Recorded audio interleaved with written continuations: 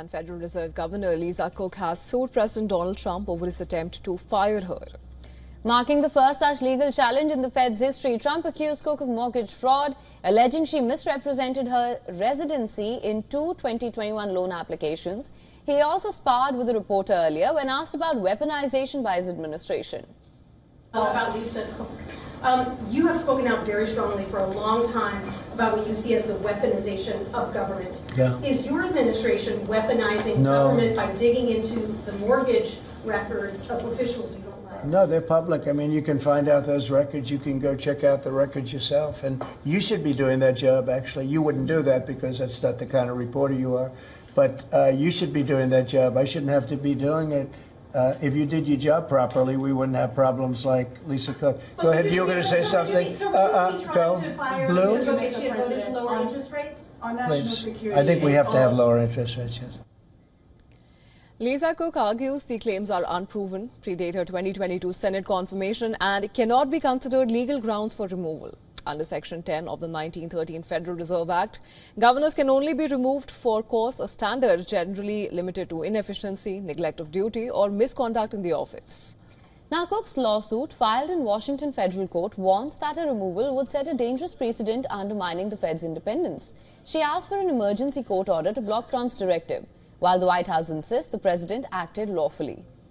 Well, if Cook is ousted, Trump could gain a 4-3 majority on the 7-member Fed board. Wall Street Journal had earlier reported on Trump's plan to move quickly to announce a nominee to replace Lisa Cook. Now, among the potential candidates are Stephen Miran, a close economic advisor, and former World Bank Group President David Malpass, another close ally of the president.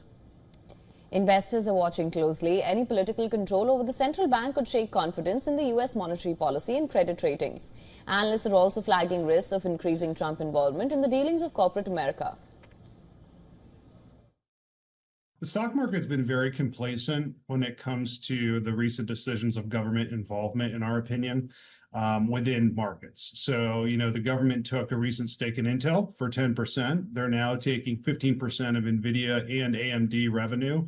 We haven't seen this done ever, and therefore we thought we would see more of a sell-off or volatility within markets. So markets have been very resilient with some of the decision-making that's come out of Washington that's impacted markets directly.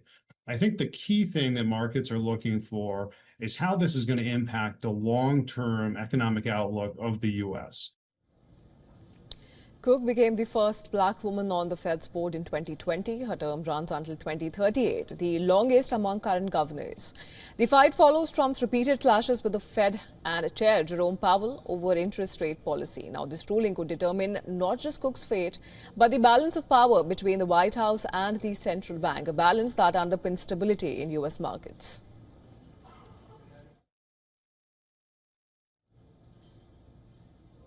And for more on this, our correspondent Susan Tehrani has sent us this report from New York. Listen to this.